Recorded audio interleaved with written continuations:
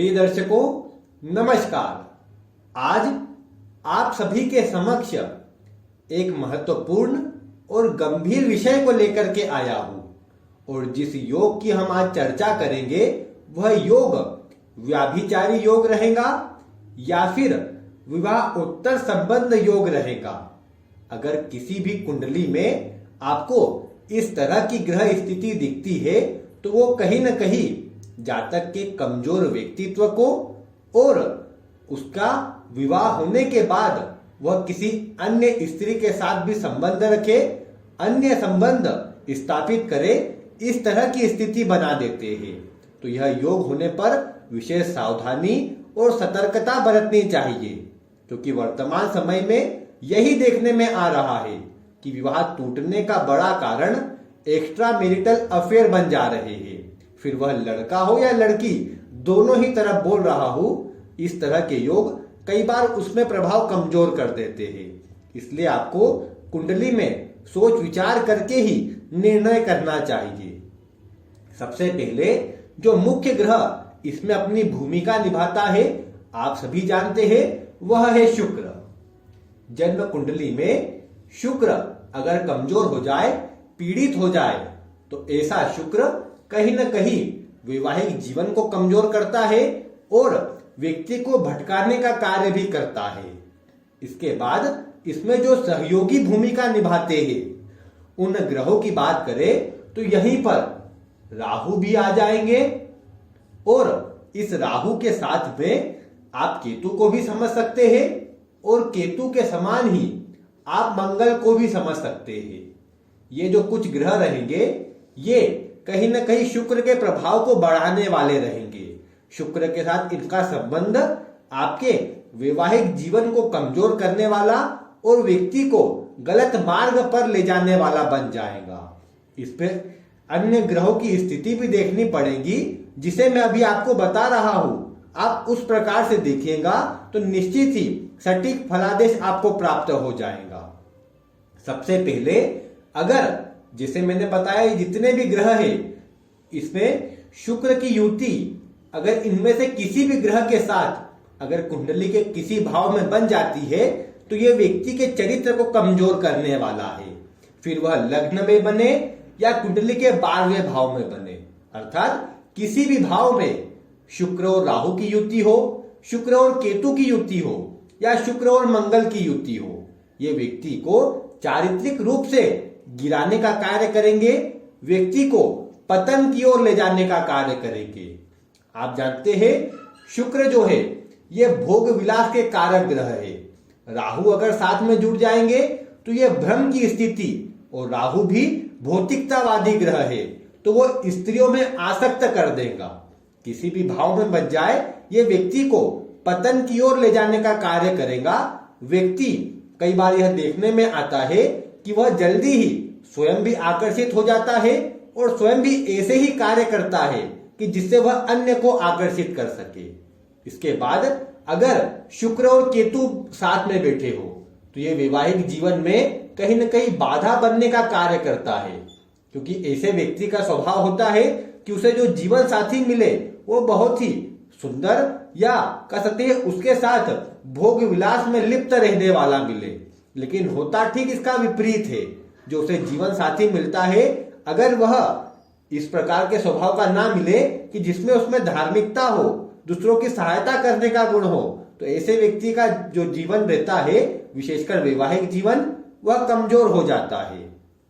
साथ ही शुक्र और मंगल की बात करें तो आप सभी जानते हैं शुक्र मंगल की युति व्यक्ति को बदनामी अवश्य देने का कार्य करती है। अब भले ही यहां अन्य ग्रह भी साथ बैठे हो, लेकिन कहीं न कहीं इनका प्रभाव भी व्यक्ति को कमजोरी की ओर ले जाता है, क्योंकि शुक्र वीर्य का या फिर व्यक्ति में जो पुरुष तत्व होता है उसका प्रमुख कारक ग्रह है और मंगल में ऊर्जा व्याप्त है। तो मंगल और शुक्र की युति कहीं न कहीं व्यक्ति के अंदर कामुकता के जो स्तर है उसे बढ़ाने का कार्य करती है और ऐसा व्यक्ति जोश में या फिर कई बार अपने मानसिक स्थिति से कमजोर होकर अपने सभी प्रभावों को अपनी बुद्धि से भ्रष्ट होकर अपने सभी मान सम्मान को दांव पर लगाकर दुष्कर्म करने में आसक्त हो जाता है। और ये योग जितने भी अभी तीनों जो यहाँ पर है, ये व्यक्ति को कमजोरी की ओर ले जाते हैं। यह तो मैंने कुछ जो 3 योग है उनकी बात करी। इसके अतिरिक्त अगर यहाँ सप्तम भाव में भी कमजोर ग्रहों का प्रभाव हो, विशेषकर शुक्र केतु या इनमें से ही कोई ग्रह यहाँ सप्तम भाव पर प्रभाव डालते हो और शुक्र कहीं पर भी स्वराशि का या उच्च राशि का बैठा हो। अब जैसे मान लीजिए कि यहाँ मैं आपको आसानी से समझाता हूं, धैर्य बनाए रखे बस आप। इसमें शुक्र की महती भूमिका है। शुक्र जितना मजबूत होगा, व्यक्ति को अन्य के प्रति जो लालसा होती है वो उतनी ही बलवती हो जाएंगी। अब जैसे मान लीजिए कि शुक्र जो है वो छठे भाव में हो, 12वें भाव में हो, लग्न में, द्वितीय भाव में, सप्तम भाव में, अष्टम भाव में, पंचम भाव में, लाभ भाव में, और आप कुंडली के चतुर्थ भाव में भी शुक्र को मान सकते हैं। ये जितने भाव बताए हैं, इनमें जाकर शुक्र थोड़ा मजबूत हो जाता है। विशेषकर व्यक्ति को भटकाव की ओर ले जाने के लिए वह प्रेरित करता है। अब इसमें अगर किसी प्रकार से वह अपनी नीच राशि में आ जाए और उस पर किसी भी अशुभ ग्रह की दृष्टि पड़ जाए तो यह विशेष कमजोर हो जाता है। जैसे मान लीजिए शुक्र यहां पर बैठा है और यही शुक्र कन्या राशि का है, 6 के अंक पर लिखा हुआ है और इस पर आप किसी भी अशुभ ग्रह की दृष्टि देख रहे हैं, तो ऐसा शुक्र विशेष कमजोरी लाने वाला रहेगा। अब जैसे मैंने कहा, शुक्र के कमजोर होने पर यह स्थिति तो अवश्य बनेगी, विशेषकर अगर शुक्र जल तत्वीय राशि में हो, अर्थात कर्क, वृश्चिक या मीन राशि का शुक्र हो और वह पाप पीड़ित हो जाए।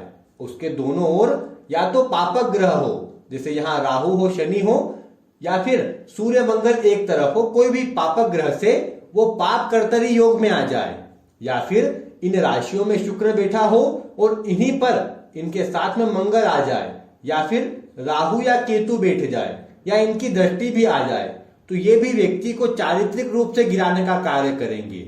ऐसे व्यक्ति के कईयों के साथ संबंध बन जाते हैं और यह व्यक्ति को परेशान और जीवन में धन का नुकसान करने वाला और सभी स्थिति को कमजोर करने वाला बन जाता है। इसलिए शुक्र को अगर मजबूत भी हो तो सही क्षेत्र में मजबूत होना अच्छा होता है। अगर शुक्र इन्हीं राशि में बलवान हो और व्यक्ति का लग्न अच्छा हो, सूर्य अच्छा हो, चंद्रमा मजबूत हो, तो ऐसा व्यक्ति भटकाव की ओर नहीं जाएगा। कहीं ना कहीं उसे अपनी इज्जत का भान भी रहेगा और वो क्या कर रहा है सब सोच विचार करके करेगा। किन किन ग्रहों के बल पर एक बार पुनः बताने का प्रयास करता हूं। अब जैसे कई एक कुंडलियों में आप देखते हैं कि शुक्र कमजोर अवस्था में है, लेकिन वहीं पर अगर लग्न भाव मजबूत हो जाए, लग्नेश मजबूत हो जाए, तो जितना भी अशुभ प्रभाव है उसमें लग्नेश कमजोरी लाने का कार्य करेंगे, क्योंकि वह व्यक्ति को कभी गलत मार्ग पर नहीं जाने देंगे, या व्यक्ति अगर जाता भी है तो वहां से भी सुरक्षित बचा करके ले आएंगे। उसके मान सम्मान को यथावत कायम रखने का कार्य करेंगे। साथ ही आपको सूर्य का विचार भी करना है। अब जैसे सूर्य यहां से लेकर यहां तक इन भावों में अगर होते हैं तो उन्हें कमजोर मान सकते हैं, क्योंकि ये रात्रि का समय होता है। यहां पर सूर्यास्त होता है, उसके बाद ये रात का समय है। सूर्य यहां पर होने पर रात का जन्म होता है और यहां पर सूर्य भी कमजोर हो जाते हैं। अगर कहीं अच्छी राशि में, शुभ राशि में ना हो तो विशेष कमजोरी आ जाती है और व्यक्ति के अंदर आत्मविश्वास की कमी होती है। वह जिस दलदल में फंसता जाता है उससे अपने पैर बाहर नहीं निकाल पाता है। इसलिए सूर्य का मजबूत होना भी आवश्यक है। और अंत में चंद्रमा भी मजबूत हो तो व्यक्ति का मन सुरक्षित रहता है, गलत मार्गों पर मन नहीं भटकता है। इसलिए शुक्र आदि ग्रहों के कमजोर होने पर भी, भटकाव उत्पन्न करने पर भी ऐसे व्यक्ति को इन 3 ग्रह के बल पर, सूर्य, चंद्रमा और लग्न, इन 3 ग्रहों के बल पर व्यक्ति को बाहर भी निकाला जा सकता है और ऐसा व्यक्ति अपने आप को सुरक्षित भी कर सकता है। इसलिए अगर किसी भी कुंडली में शुक्र आदि कमजोर हो तो उसके लिए आपको लग्न और इन दोनों ग्रहों का विचार भी करना है। यह मजबूत हो जाते हैं तो भी व्यक्ति को हम सुरक्षित मान सकते हैं। वह किसी भी परिस्थिति से अपने आप को गलत मार्ग पर नहीं जाने देगा, या कुछ समय अगर मन भटकता भी है तो पुनः मार्ग पर आ जाएगा। इसलिए आप भी अपनी कुंडली में देखिए या किसी की भी कुंडली में देखिए तो आपको यह बात अवश्य ध्यान रखनी है।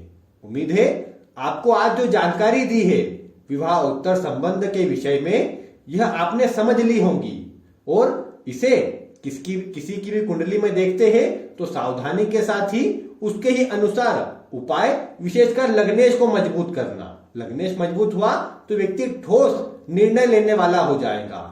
सूर्य मजबूत होने से आत्मविश्वास आ जाएगा, और मन मजबूत होने से व्यक्ति गलत मार्ग की ओर जाने का प्रयास नहीं करेगा।